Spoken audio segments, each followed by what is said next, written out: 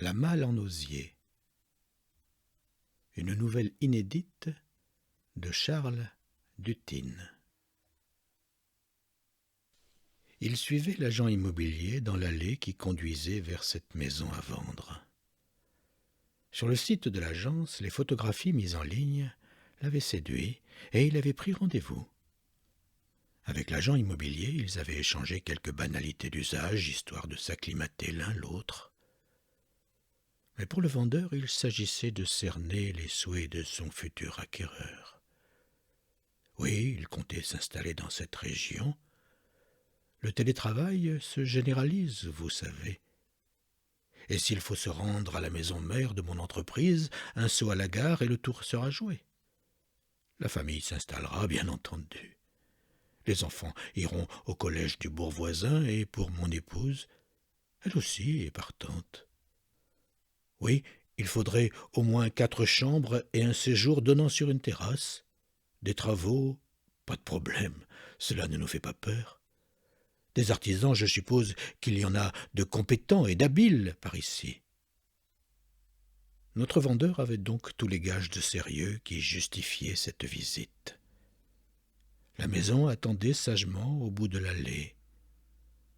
En écartant quelques branches, elle se dévoila tout entière avec sa façade semblable à un visage avenant. La porte a couiné légèrement et s'est ouverte sur une odeur de léger moisi. Oui, elle est encore meublée et tout restera. Il faudra prévoir de la vider. C'est une contrainte, mais le prix est attractif et les héritiers qui vendent ont fixé un montant en conséquence. La maison était vraiment bien agencée. Elle lui plaisait bien. Il imaginait déjà l'installation de toute sa famille, les chambres des uns et des autres, son bureau à lui, le séjour et le jardin pour tous. À l'étage, au détour de la visite, il fut attiré par une grande malle en osier qui se cachait dans le coin de l'une des pièces. Il l'ouvrit. Elle était pleine de papiers, notamment des lettres et des photos, comme on dit, de famille. Les héritiers ont laissé cela, ils ne tiennent pas à garder toutes ces reliques. Vous n'aurez qu'à jeter tout aux encombrants. Négligemment, il regarda quelques photos. L'une d'elles représentait une jeune femme soigneusement vêtue, une jeune bourgeoise. Son regard avait un je ne sais quoi de douceur et d'inquiétude. Il avait l'impression d'être regardé par elle par-delà les époques. Les yeux de la jeune femme, bien qu'éteints depuis longtemps, venaient l'interroger, le fouiller intérieurement. Comment peut-on laisser de telles photos de famille ? Les vendeurs ne veulent-ils pas récupérer tout cela ? Ce sont des mémoires de vie.